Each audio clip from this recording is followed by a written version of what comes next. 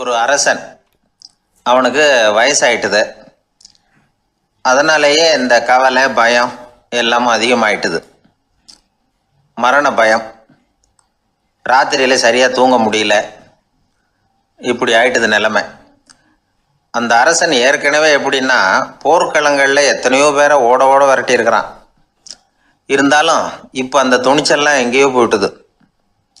பேசாமல் படுத்துருக்கிறான். அப்படியே படுத்தாலும் தான் தூக்கம் வர மாட்டேங்குது. என்ன பண்ணலாம்னு யோசித்தான் இந்த மன்னன். உடனே எல்லா அமைச்சர்களையும் கூப்பிட்டான்.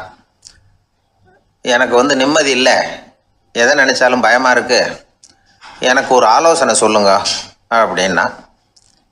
என்ன ஆலோசனை வேணும் அப்படின்னு சொல்லி கேட்டாங்க. எனக்கு ஒரு நெருக்கடியான சந்தர்ப்பம் ஏற்பட்டு போச்சுன்னு வச்சுக்கோங்க. அந்த நேரத்தில் நீங்கள் யாருமே என் பக்கத்தில் இல்லை ஆலோசனை சொல்கிறதுக்கு அப்படின்னா, அந்த சமயத்தில் எனக்கு உபயோகப்படுற மாதிரி ஒரு வாசகம், பொன்மொழி ஏதாவது சொல்லுங்கள். அதை நான் என்னுடைய வைர மோதிரத்துக்கு அடியில் பதிச்சு வச்சுக்கிறேன் அப்படின்னார். தேவைப்படுறப்போ உதவும் அப்படிங்கிறதுனால. அவர் போட்டிருந்த மோதிரமும் அதுக்கு தகுந்த மாதிரியே திறந்து மூடுறது மாதிரி அமைஞ்சிருந்தது. ஏதாவது வாசகம் எழுதுனா உள்ற வச்சுக்கலாம், அதுக்கான வசதி அதில் இருந்தது. அமைச்சர்கள்லாம் யோசனை பண்ணாங்க. இது மாதிரி ராஜா கேட்குறாரு, என்ன வாசகம், அதாவது பொன்மொழி சொல்லலாம் அப்படின்னு எல்லாரும் யோசனை பண்ணாங்க. ஒருத்தருக்குமே சரியாக தோணலை, ஒரே குழப்பமாக இருந்தது. ஏன்னா நெருக்கடியான சமயத்தில் உபயோகப்படுறது மாதிரி ஒரு பொன்மொழி வேணும்னு சொல்லியிருக்கிறார். அப்படி இப்படி யோசித்து பார்த்தா ஒன்றுமே தோணலை. எல்லாரும் குழம்பிக்கிட்டு இருந்த நேரத்தில் ஒரு பெரியவர் அந்த பக்கமாக வந்தார். அவர் சொன்னார், நான் வேணும்னா அதுக்கு பொருத்தமாக ஒரு வாக்கியம் சொல்கிறேன், ஆனால் ஒரு நிபந்தனை. அதை யாரும் ரொம்ப ஆர்வம் காரணமாக அவசரப்பட்டு படிச்சிடக்கூடாது. அதை ரகசியமாக அந்த மோதிரத்துக்குள்ளே எழுதி வச்சுக்கணும்.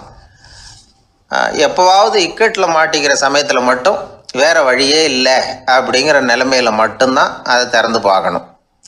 அப்படி நீங்கள் இருக்கிறதா இருந்தால் நான் அதை சொல்கிறேன் அப்படின்னார் அந்த பெரியவர். சரின்னு ஒத்துக்கிட்டாங்க எல்லாரும். அதே மாதிரி அவர் ஒரு வாக்கியத்தை சொன்னார். அவர் சொன்ன வாக்கியத்தை ரகசியமாக மோதிரத்துக்குள்ளே பதிச்சு மூடியாச்சு. ராஜா அதை விரலில் மாட்டிக்கிட்டார். கொஞ்ச நாள் ஆச்சு. அந்த ராஜாவுக்கு ஒரு சோதனை வந்தது. என்ன சோதனைன்னா, அடுத்த நாட்டு மன்னன் படையெடுத்துக்கிட்டு வந்துட்டான். அவன் இவர்கிட்ட ஏற்கனவே தோற்று போனவன், ஒரு வெறியில் வந்திருக்கிறான். தோற்று போனவன் மறுபடியும் சண்டைக்கு வந்தால் எப்படி வருவானோ அப்படி வர்றான். ஒரு வெறியில் வந்தால் ஜெயிச்சுட்டான். என்னாச்சு, இவரோட நிலைமைன்னா நாட்டை இழந்துட்டார், எல்லாத்தையும் இழந்துட்டார்.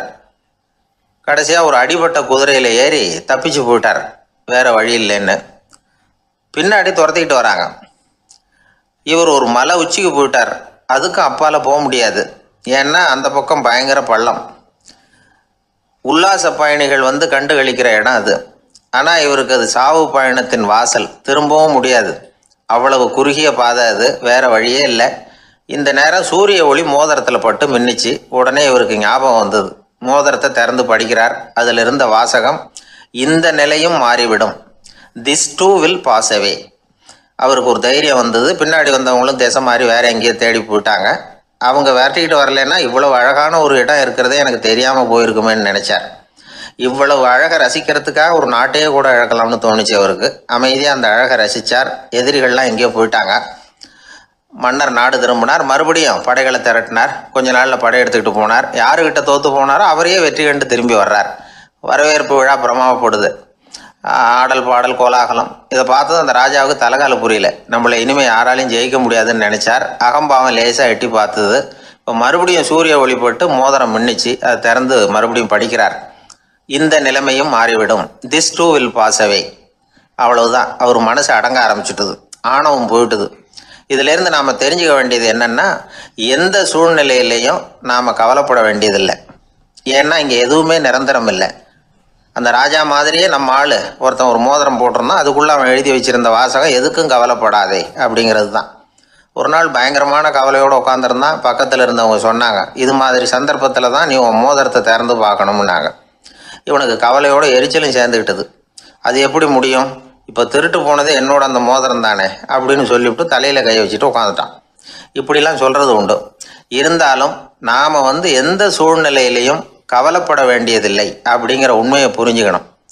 அப்படி கவலையை வெல்றதுக்கான வழி தெரிஞ்சுட்டதுன்னா வாழ்க்கையில் வெற்றி நிச்சயம்.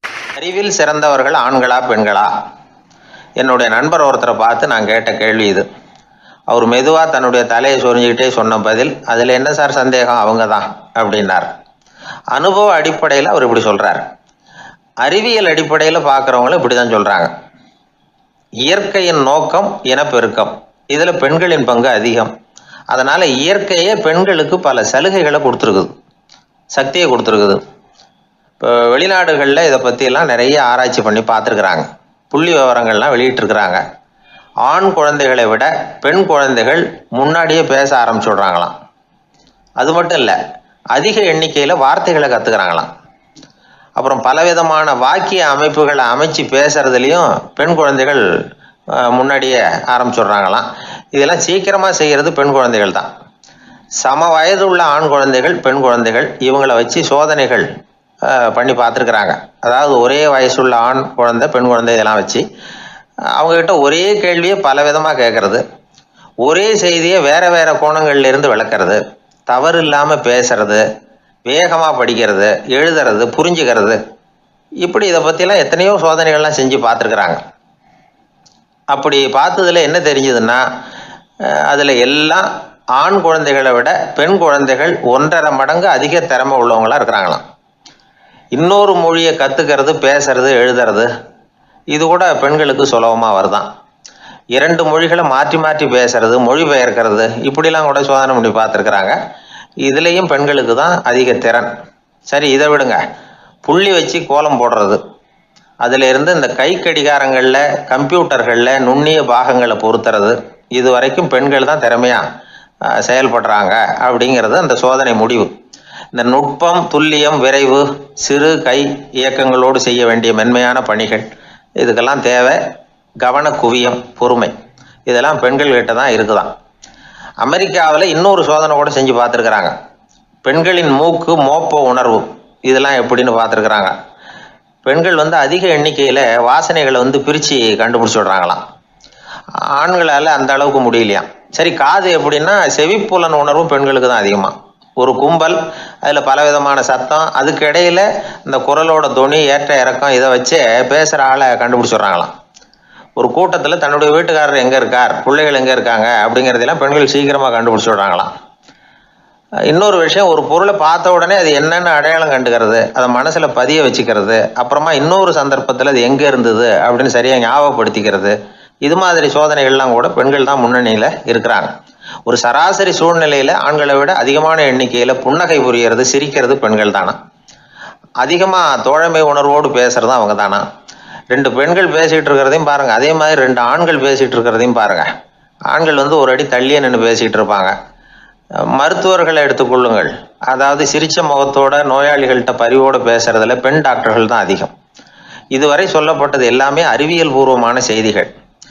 அதனால் இளம் பெண்கள் வாழ்க்கையில் சோர்வடைய தேவையில்லை. இயற்கையே நமக்கு சாதகமாக இருக்குது, எல்லாம் முடியும் நம்மால் அப்படிங்கிறத அவங்க புரிஞ்சுக்கணும். ஒரு பையன் தன்னுடைய அப்பா அம்மா திருமண ஆல்பத்தை புரட்டிக்கிட்டே இருந்தான். அப்புறம் அம்மாகிட்ட கேட்டான், அம்மா இது யார் சின்ன வயசில் எடுத்ததா, இது என்னன்னு தெரியலையே, இந்த படத்தில் அழகாக மீசை வச்சுக்கிட்டு சிரிச்சுக்கிட்டு நிற்கிறது யார் அப்படின்னு கேட்டான். அதுதான்டா அவங்க அப்பான்னாங்க அந்த அம்மா. அப்படின்னா இப்போ நம்ம வீட்டில் நரைச்ச தலையோடு அழுது வடிஞ்சிக்கிட்டு இருக்காரு ஒருத்தர், அவர் யாருன்னு கேட்டானா. இது பையனுடைய புத்திசாலித்தனம். பெண் பிள்ளைகள் அப்படி கேட்கறதில்ல. அதனால் இந்த கதையெல்லாம் எதுக்காக அப்படின்னா, இளம் பெண்கள் வாழ்க்கையில் சோர்வடைஞ்சு போயிடக்கூடாது. அதனால் பெண்கள் எல்லாம் முடியும் நம்மாலும் அப்படிங்கிறத நினச்சி செயல்பட்டாங்கன்னா வாழ்க்கையில் வெற்றி நிச்சயம். கப்பல் கடலில் போய்கிட்டு இருக்கு. புயல், சூறாவளி, அலையெல்லாம் பெருசு பெருசாக ரொம்ப உயரமாக உண்டாகுது. கடுமையான காற்றுலேயும் வேகமான அலைகள்லேயும் சிக்கி அந்த கப்பல் தடுமாறுது. திசை மாறி போச்சு. எந்த பக்கம் போயிட்டு இருக்கிறோம்னே தெரியல. அந்த கப்பலை செலுத்திக்கிட்டு இருந்த மாலுமி ரொம்ப சாமர்த்தியமாக செயல்பட்டார். தன்னுடைய அறிவாற்றலையும் திறமையையும் முழுமையாக பயன்படுத்தினார். அந்த கப்பலை கட்டுப்படுத்தினார். மெதுவாக அந்த சூறாவளியிலிருந்து கப்பலை காப்பாற்றி கரைக்கு கொண்டுட்டு வந்து சேர்த்துட்டார். மாலுமின்னு ஒருத்தர் இருந்ததுனால அந்த மரக்கலம் காப்பாற்றப்பட்டது. மாலுமின்னு ஒருத்தர் இல்லைன்னு வச்சுக்கோங்க, அந்த கப்பலோட கதி என்னவா இருக்கும் யோசிச்சு பாருங்க. ஒரு கோபக்காரனுடைய நிலைமையும் அப்படித்தானா. கோபக்காரன்கிறவன் ஒரு மாலுமி இல்லாத மரக்கலம் அப்படிங்கிறார் நபிகள் நாயகம். கொந்தளிக்கிற கடல்ல கொடுமையான அலைகளின் உச்சியில் அல்லல் படுகிற மரக்கலத்தை விட மோசமானது கோபக்காரனின் நிலைமை அப்படிங்கிறது அவருடைய கருத்து. அது மாதிரி இதுன்னு சொல்லலை, அதை விட மோசம் இது அப்படிங்கிறார். ஏன் தெரியுமா? ஒரு கப்பல் கடலில் தடுமாறினா அதை சரிப்படுத்த மாலுமி இருக்கிறார். அவர் தன்னுடைய சாமர்த்தியத்தினால் அதை கட்டுப்படுத்தி சரியான வழிக்கு கொண்டுட்டு வந்துடுவார். ஆனால் கோபக்காரனுடைய நிலைமை அப்படி இல்லை அப்படிங்கிறார் நபிகள் நாயகம்.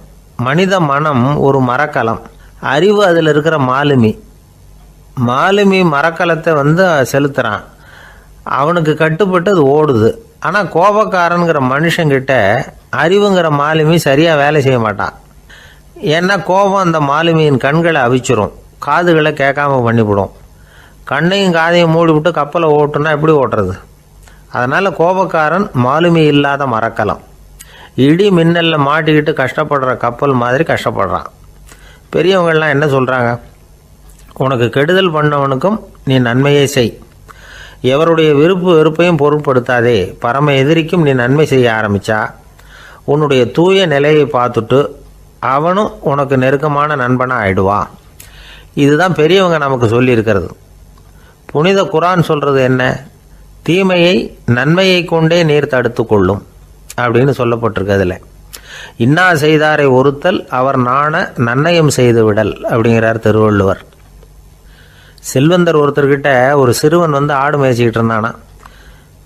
பெரியவர் அவனை கூப்பிட்டு, நீ நேராக போய் ஒரு ஆட்டில் உள்ள ரொம்ப நல்ல பகுதி எதுவோ அதை எடுத்துக்கிட்டு வா அப்படின்னாரான். இவன் போனான். ஒரு ஆட்டு உடம்புல இருந்த நாக்கு, இருதயம், இது ரெண்டையும் எடுத்துகிட்டு வந்து கொடுத்தானான். பெரியவர் வாங்கி பார்த்தார். அதுக்கப்புறம் இப்போ நீ போய் இன்னொரு ஆட்டில் இருக்கிற ரொம்ப கெட்ட பகுதி எதுவோ அதை எடுத்துகிட்டு வா அப்படின்னாரான். இவன் போய் எடுத்துகிட்டு வந்தான். அவன் கையில் இருந்தது மறுபடியும் அதே மாதிரி நாக்கு, இருதயம், இது ரெண்டும் தான்.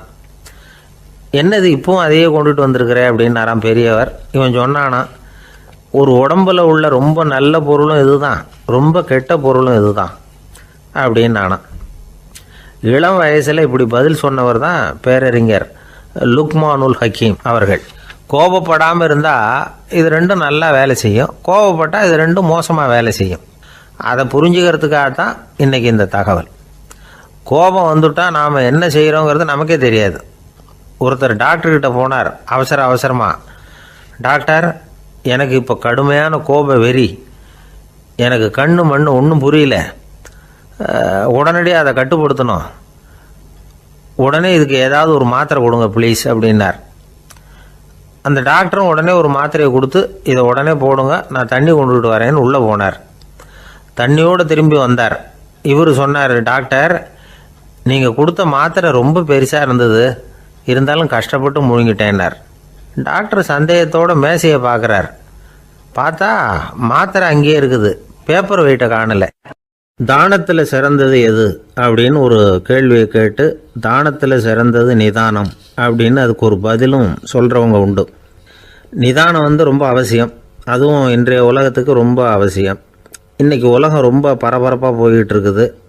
பொறுமையாக இருக்கணும்னு நினைக்கிறவங்களால கூட அப்படி இருக்க முடியறதில்ல. பொறுமையை சோதிக்கிறது மாதிரி பல சம்பவங்கள், அதையெல்லாம் சந்திச்சே தீர வேண்டியிருக்குது. எங்கே போனாலும் க்யூவில் நிற்க வேண்டியிருக்குது, எங்கே போனாலும் காத்துக்கிட்டு இருக்க வேண்டியிருக்கு. ஆஃபீஸ்லேயோ வீட்லேயோ கூட நீங்கள் நிதானமாக பொறுமையாக நடந்துக்க தெரியலன்னா உங்களுக்கு சிடுமூஞ்சி, முசுடு இப்படிலாம் பேர் வச்சுருவாங்க. அது உங்களுக்கு தேவையா? சரி, வாழ்க்கையில் பொறுமைசாலின்னு பேர் வாங்கிறதுக்கு என்ன வழி? முதல் பாயிண்ட், நீங்கள் நினைக்கிறது, எதிர்பார்க்கறது, செய்கிறது எல்லாமே 100% கரெக்டாக நடக்கணும்னு ஆசைப்படக்கூடாது. எதுவாக இருந்தாலும் அதில் ஓரளவுக்கு தவறு நடக்கலாம் அப்படிங்கிறத எதிர்பார்த்தே இருக்கணும். ஓரளவுக்கு அதை அனுமதிக்கணும். ஒரு நண்பரை 6 மணிக்கு ஒரு இடத்துக்கு வர சொல்லியிருக்கிறீங்க, 6 மணிக்கு அவர் வரலை, உடனே பொறுமை இழந்து நடந்துக்கக்கூடாது. ஒரு 10 நிமிஷம் டிலே ஆகலாம். ஒரு வர்ற வழியில் பஸ்ஸு கூட ஏதாவது டிராஃபிக்கில் மாட்டியிருக்கலாம். அதெல்லாம் எதிர்பார்த்தே கொஞ்சம் காத்திருக்கிறதுல ஒன்றும் தப்பு இல்லை. சில சமயம் டிலே ஆகிறது கூட நல்லதாக முடியும். ஒரு பஸ்ஸை தவற விட்டுட்டு ஐயோ கொஞ்சம் ஒரு 2 நிமிஷம் முன்னாடி வந்திருந்தா பிடிச்சிருக்கலாமே அப்படின்னு தவிச்சிக்கிட்டு இருப்பாங்க சில பேர். அடுத்தபடியாக வர்ற பஸ்ஸு நேரடியாக நீங்கள் போக வேண்டிய இடத்துக்கே கொண்டு போய் விடுற பஸ்ஸாக கூட இருக்கலாம். அது உங்களுக்கு முன்னாடி தெரியாதுல்ல. சில நெருக்கடியான சூழ்நிலைகளை தமாஷா எடுத்துக்கிறதுக்கு பழகிக்கணும். சில இடங்களுக்கு போகிறப்ப காத்திருக்கிறதுக்கு நம்ம மனசை தயார்படுத்திக்கிட்டே போகணும். ஒரு ரயிலுக்கோ பஸ்ஸுக்கோ அல்லது விமானத்துக்கோ கப்பல் பிரயாணத்துக்கோ போகிறப்போ அங்கே போய் நீங்கள் மணிக்கணக்கில் கூட காத்துக்கிட்டு தான் இருக்கணும். புறப்படுற நேரம் கூட மாறலாம். நீங்கள் போய் சேர்ந்ததும் அது உடனே புறப்படணும்னு கட்டாயமாக என்ன? அது மாதிரி சமயத்தில் படிக்கிறதுக்குன்னு சில சுவாரஸ்யமான புத்தகங்களையும் கையில் எடுத்துக்கலாம்.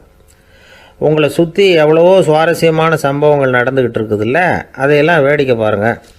எதுக்காக காத்துக்கிட்டு இருக்கிறோமோ அந்த காரியத்தில் உண்மையாகவே நமக்கு ஒரு அக்கறை இருந்தால் நமக்கு போர் அடிக்காது. சில கோயில்களில் பார்த்துருப்பீங்க, தரிசனத்துக்காக பக்தர்கள் நாள் கணக்கில் காத்துக்கிட்டு இருப்பாங்க. அவங்களெலாம் அழுத்துக்கிறது இல்லை. ஆண்டவனை தரிசிக்கணுங்கிற உண்மையான அக்கறை இருக்கிறதுனால அவங்களுக்கு போர் அடிக்கிறது இல்லை. ஆனால் சில சினிமா தியேட்டரில் கூட பார்க்கலாமே, சினிமா கியூ கூட அப்படி தான். சாயந்தரம் 6 மணி ஆட்டத்துக்கு காலம்பரம் 6 மணிக்கே போய் கூட காத்துக்கிட்டு இருப்பாங்க. அவங்களுக்கெல்லாம் போர் அடிக்காது, படம் பார்க்குற ஆர்வம்.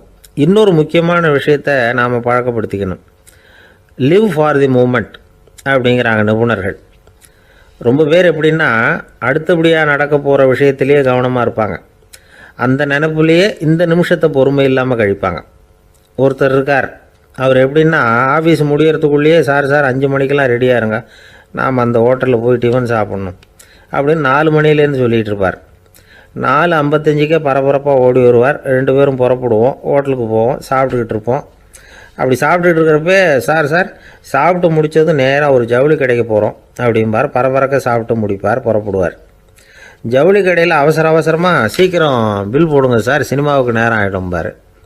சினிமா தியேட்டரில் உட்காந்து அடுத்தபடியாக எங்கே டின்னர் சாப்பிட்றதுன்னு யோசனை பண்ணிகிட்டு இருப்பார். ராத்திரி படுக்கையில் விழுந்ததுக்கு அப்புறமும் நாளைக்கு காலையில் எழுந்திரிச்சதும் அதை பண்ணணும் இதை பண்ணணும்னு திட்டம் போட்டுக்கிட்டே இருப்பார். அதாவது எப்போவும் அடுத்த நிமிஷம், அடுத்த நாள், அடுத்த வாரம், அடுத்த வருஷம், இதுதான் அவங்க சிந்தனை. இந்த நிமிஷம் என்ஜாய்மெண்ட்டை அவங்க இழந்துடுறாங்களாம். அதனால தான் வாழ்நாள் பூரா பொறுமையின்மை, அவஸ்தை, அல்லல்.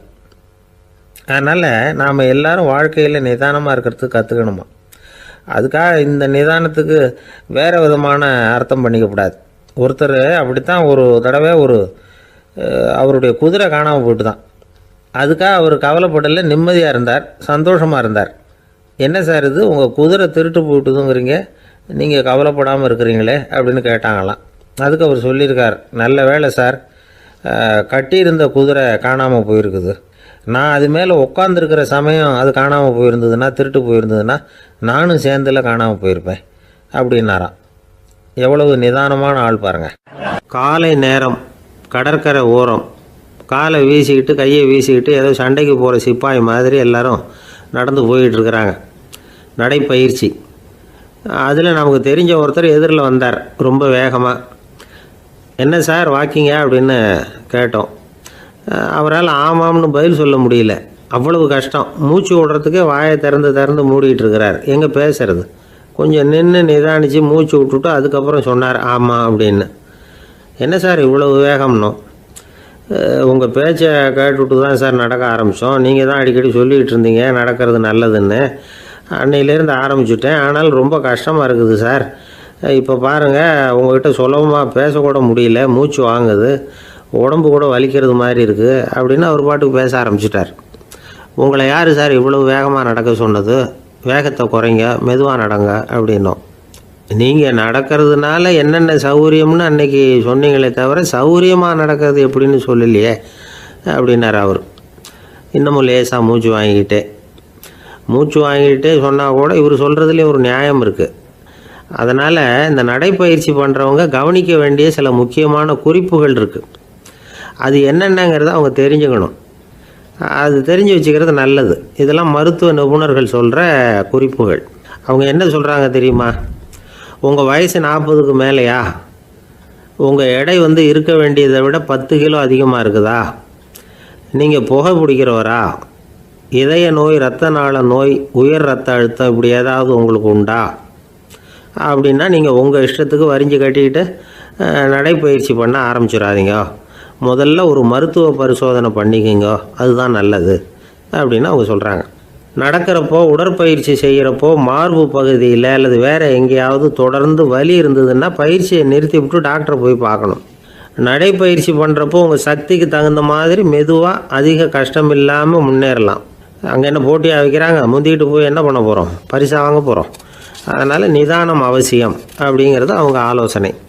தொந்தரவு கொடுக்காத ஷூ, ட்ரெஸ்ஸு இதுகளை உபயோகப்படுத்துங்க. பாதத்தில் ஆடு தசை இருக்குல்ல, அங்கே ஏதாவது பிரச்சனை இருந்ததுன்னா டாக்டரை பாருங்கள். இந்த பாதத்தில் வலி வரும் அந்த இடத்துல.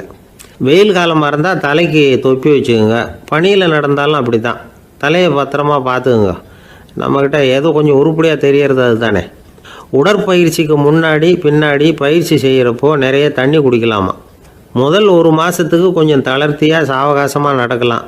மணிக்கு 3 அல்லது 4 கிலோமீட்டர் வேகம்னு வச்சுங்களேன். அதுக்கப்புறம் வேகத்தை அதிகப்படுத்தலாம். மணிக்கு 6 அல்லது 8 கிலோமீட்டர் அளவுக்கு நடக்கலாம். நல்லா கையை வீசிக்கிட்டு நடக்கணும். மூச்சு விடுற எண்ணிக்கை அதிகரிக்கணும். இது மாதிரி ஒரு 30 நிமிஷம் நடக்கலாம். தனியாக நடந்து போகிறதுக்கு உங்களுக்கு என்னமோ மாதிரி இருக்குதா, கூட யாரையாவது சேர்த்துக்குங்க. ஒரு குரூப்பாக சேர்ந்து போகலாம். நடக்கிறதுங்கிறத ஒரு சந்தோஷமான சமாச்சாரமாக ஆக்கிக்கணும். தினம் இப்படி நடக்க வேண்டி இருக்குதே அப்படின்னு புலம்பிக்கிட்டே போகக்கூடாது.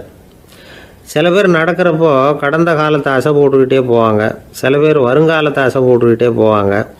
சில பேர் முக்கியமான திட்டம்லாம் இப்படி நடக்கிறப்ப தான் தீர்மானம் பண்ணுவாங்க. நடக்கிறதுனால மன இறுக்கம் குறையுது, பரபரப்பு குறையுது, மன ஆற்றல் பெருகுது, தன்னம்பிக்கை வளருது, முதுமை தள்ளி போகுது, செயல்திறன் அதிகரிக்குது. இதை தவிர உடம்புக்கும் பல விதமான சௌகரியங்கள் ஏற்படுது. அதனால் இது வரைக்கும் நடக்க ஆரம்பிக்காதவங்க இனிமேல் இந்த குறிப்புகளை கவனத்தில் வச்சுக்கிட்டு நடக்க ஆரம்பிச்சுடலாம். சார்லஸ் லேம்ப் அப்படின்னு ஆங்கில இலக்கிய மேதை ஒருத்தர், அவர் ஒரு தரம் உடம்பு சரியில்லைன்னு டாக்டர்கிட்ட போனாராம். டாக்டர் அவரை பார்த்துட்டு, நீங்கள் தினமும் காலையில் வெறும் வயத்தில் நடக்கணும் அப்படின்னாராம். வெறும் வயத்தில் நடக்கிறதுக்கு நான் தயார், ஆனால் வயிறு கிடைக்கணுமே சார், யார் வயத்து மேலே நடக்கிறது டாக்டர் அப்படின்னு கேட்டாராம் இவர். ஒரு ஊரில் ஒரு சித்தர் இருந்தார், சூஃபி சித்தர். அவர் ஞானம் பெற்ற ஒரு சித்தர். ஒரு நாள் அந்த நாட்டு மன்னன் அவரை பார்க்கறதுக்காக வந்தான். என்ன வேணும் உனக்குன்னு கேட்டார். நான் கடவுளை பார்க்கணும், அதுக்கு நீங்கள் தான் உதவி பண்ணணும் அப்படின்னா அவன். சித்தர் கொஞ்சம் யோசனை பண்ணார். சரி, போயிட்டு நாளைக்கு வாடினார். அதே மாதிரி மன்னன் போயிட்டு அடுத்த நாள் வந்தான். இங்கே நீ என்னோட 1 வாரம் தங்கியிருக்க வேண்டியிருக்கும்னார். சரின்னா ஒரு பிச்சை பாத்திரத்தை தூக்கி கையில் கொடுத்தார். அவனுக்கு ஒன்றும் புரியல, இருந்தாலும் வாங்கிட்டான். வாங்கிட்டு இதை என்ன செய்யணும் அப்படின்னு கேட்டான். இதை ஒன்றும் செய்ய வேணாம், இதை எடுத்துக்கிட்டு பக்கத்தில் உள்ள கிராமங்களுக்கு போ, வீடு வீடாக பிச்சை எடுத்துக்கிட்டு வா. அப்படி வந்த பிறகு தான் உனக்கு சாப்பாடும் ஓய்வும் கிடைக்கும். 1 வாரம் இப்படி செய், அதுக்கப்புறம் 8வது நாள் நாம் கடவுளை பற்றி யோசிக்கலாம் அப்படின்னார். இப்படி இவர் சொன்னதை கேட்டதும் அந்த அரசனுக்கு அதிர்ச்சி ஆயிட்டுது. ஒரு மாதிரி ஆயிட்டான். தன்னுடைய சொந்த நாட்டில் சொந்த குடிமக்கள்கிட்ட போய் பிச்சை எடுக்கிறதா அப்படின்னு யோசனை பண்ணி பார்த்தான். அதுக்கப்புறம் மெதுவாக அவன் அந்த சித்தரை பார்த்தான். ஐயா, சொந்த நாட்டிலேயே பிச்சை எடுக்கிறதுன்னா எனக்கு ஒரு மாதிரியாக இருக்குது, வெக்கமாக இருக்குது. நான் வேணும்னா வெளி தேசத்தில் எங்கேயாவது போய் பிச்சை எடுக்கவா அப்படின்னு கேட்டான். இதுக்கு அந்த சித்தர் ஒரு சம்மதிக்கலை. இதை பாரு, உன்னால் பிச்சை எடுக்க முடியலன்னா பேசாமல் திரும்பி அரண்மனைக்கே போயிடு. அதுக்கப்புறம் கடவுளை பற்றியெல்லாம் பேசுகிறதுக்கு என்னை தேடிட்டு வரக்கூடாது அப்படின்னு விட்டார். மன்னன் தயங்கினான். இருந்தாலும் மனசை சரி பண்ணிட்டு சம்மதிச்சான். சரிங்க, 1 வாரம் இங்கே தங்குறேன், நீங்கள் சொல்கிறது மாதிரி பக்கத்து கிராமங்களுக்கு போகிறேன், வீடு வீடாக பிச்சை எடுக்கிறேன், வர்றேன் அப்படின்னா. 1 வாரம் தெரு தெருவாக பிச்சை பாத்திரத்தோடு அலைஞ்சான். சொந்த ஊரில் சொந்த குடிமக்கள்கிட்ட பிச்சை எடுத்தான். 7 நாள் முடிஞ்சுது. 8வது நாள் அந்த சித்தர் மன்னனை கூப்பிட்டார். இப்படி வாழ்னார். வந்தான். இனிமே நீ கடவுளை பற்றி என்கிட்ட கேட்கலாம்னார். இனிமே கேட்கறதுக்கு ஒன்றுமே இல்லை சுவாமின்னா இவன். 1 வார காலம் பிச்சை எடுத்த பிறகு தான் கடவுளை காண முடியும் அப்படின்னு நான் கனவு கூட காணவில்லைன்னா. அப்படின்னா நீ பிச்சை எடுத்த காலத்தில் அப்படி என்னதான் நடந்தது அப்படின்னு கேட்டார் அவர். சுவாமி, 1 வார காலம் பிச்சை எடுத்ததில் என்னுடைய ஆணவம் அழிஞ்சுட்டுது. அது இப்போ இருக்கிற இடமே தெரியல. இப்போ அதை காணவே காணோம். பிச்சைக்காரனாக இருந்தப்போ பெற்றதை மன்னனாக இருக்கும்போது பெற முடியாதுங்கிறத புரிஞ்சுக்கிட்டேன் அப்படின்னா மன்னன். அடக்கம் பிறந்தவுடன் தெய்வீக கதவுகள் திறந்து கொள்ளுகின்றன அப்படிங்கிறார் ஓஷோ. நம்மால் ஒருத்தன் ஆணவம் அழியணுங்கிறதுக்காக ஒரு திருவோட்டை எடுத்துக்கிட்டு தெரு தெருவாக பிச்சை எடுக்க ஆரம்பித்தான். என்ன தெய்வீக கதவுகள் திறந்துதா அப்படின்னு கேட்டார் ஒருத்தர். தெய்வீக கதவு திறக்கிறதுக்கு முன்னாடியே எங்கள் வீட்டு கதவு சாத்திக்கிட்டுதுன்னா. என்னடா சொல்கிறேன்னார். இனிமேல் வீட்டுக்குள்ளேயே வர வேணாம், இதையே தொழிலாக வச்சுக்கோ அப்படின்னு எங்கள் வீட்டில் சொல்லிவிட்டாங்க சார் அப்படின்னா. ஒரு தடவை கலைவாணர் என்எஸ் கிருஷ்ணன் பேராசிரியர் கல்கியை சந்தித்து பேசிக்கிட்டு இருந்தாராம். கலைவாணர் கல்கியை பார்த்து, எனக்கு கதை எழுத ஆசையாக இருக்குது, எப்படி எழுதுறதுன்னு கேட்டாராம். கதை எழுதுறதுக்கு 4 மை வேணும்னாராம் கல்கி. அப்படியா, அப்படின்னா என்னென்ன கலர் மை அப்படின்னு கேட்டிருக்காரு கலைவாணர் சிரிச்சுக்கிட்டே. நான் சொன்னது கலர் மை இல்லை, அது வேற மை. அதாவது கதை எழுதுறதுக்கு தேவைப்படுகிற 4 மை எதுன்னா, 1 திறமை, 2 பேணாமை, 3வது தனிமை, 4வது பொறுமை அப்படின்னாராம். உடனே கலைவாணர், உங்கள் யோசனை அருமை அப்படின்னாராம். அதுதான் கலைவாணர். பொதுவாக எழுத்தாளர்கள் எழுதுகிற மாதிரி நடந்துக்கிறது இல்லை. ஆனால் கலைவாணர் என்ன சொல்லுவாரோ அதே மாதிரி நடந்துக்குவார். எல்லாருக்கும் எல்லாம் கிடைக்கணுங்கிற கருத்தை சினிமா படங்களில் வலியுறுத்துவார். அதே மாதிரி நடைமுறை வாழ்க்கையிலேயே எல்லாருக்கும் எல்லாமும் கொடுப்பார்.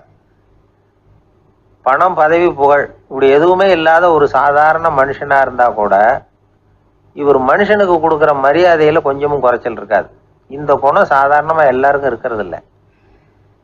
அவர் சினிமா தியேட்டருக்கு போய் சினிமா பார்க்குறது வழக்கம்.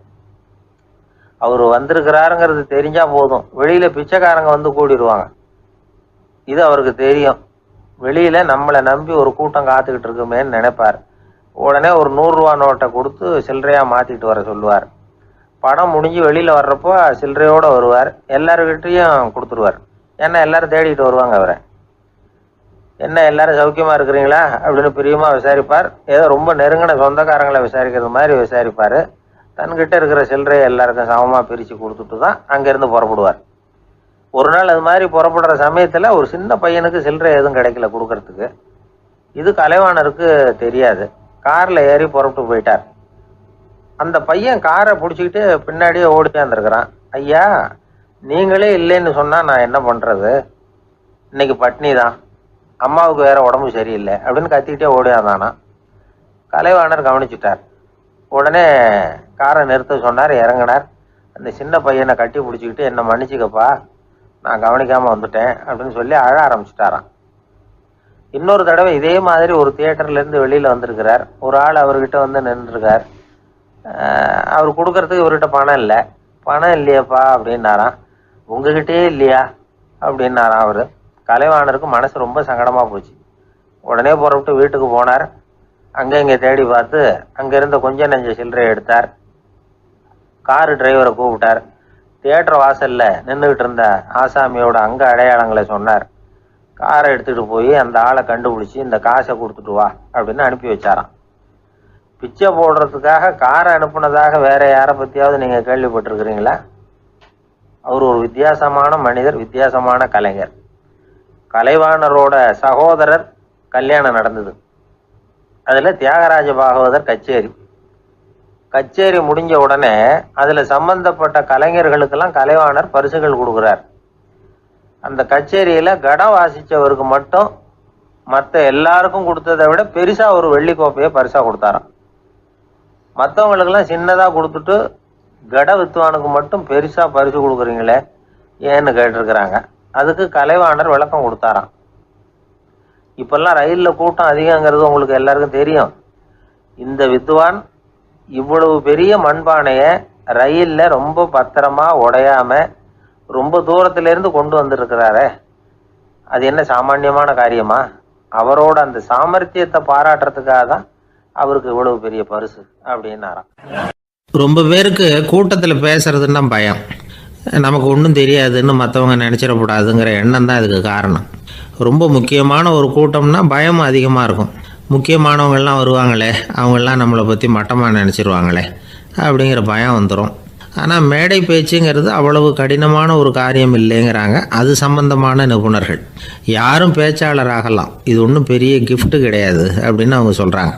நீங்கள் ஒரு சிறந்த பேச்சாளர் ஆகணுமா அப்படின்னா அதுக்குன்னு சில ஆலோசனைகளை சொல்லி வச்சுருக்கிறாங்க அனுபவசாலிகள். முதல் ஆலோசனை என்னென்னா, உங்கள் பேச்சு எளிமையாக இருக்கணும். ஏதாவது ஒரு கருத்து அல்லது 2 கருத்து சொன்னால் போதும். 20 அல்லது 30 கருத்துக்களை சொல்லிகிட்டே போகக்கூடாது. 2வது ஆலோசனை, நீங்கள் என்ன பேச போகிறீங்கிறது முதல்ல உங்களுக்கு நல்லா புரியணும். அதுக்கப்புறம் தான் அதை அடுத்தவங்களுக்கு புரிய வைக்க முடியும். எப்படி ஆரம்பிக்க போகிறோம், எந்த கருத்தை முக்கியமாக வலியுறுத்த போகிறோம், எப்படி முடிக்க போகிறோம் அப்படிங்கிறத முதல்ல நல்லா சிந்தித்து மனசில் வச்சுக்கணும். கடைசியாக என்ன சொல்கிறீங்களோ அதுதான் கேட்குறவங்க மனசில் நிற்கும். 3வது ஆலோசனை என்னென்னா, உங்கள் பேச்சு சுருக்கமாக இருக்கணும். ஒரு 15 நிமிஷம் பேசுகிறது ரொம்ப பொருத்தம். மணிக்கணக்கில் பேசிக்கிட்டு இருக்கிறது நல்லதில்லை. 4வது ஆலோசனை, நீங்கள் பேசுகிறது உண்மையாக இருக்கணும்.